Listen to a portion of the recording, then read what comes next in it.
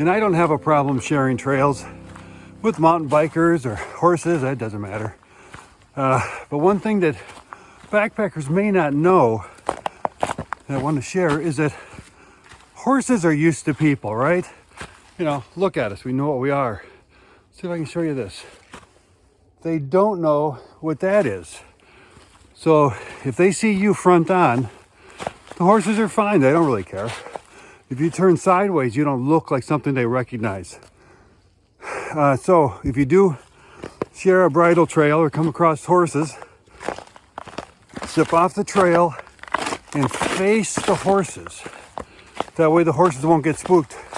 The safety of the rider and the horse is paramount here, And then the horse rider or riders will give you instructions on what they need you to do to help them be safe.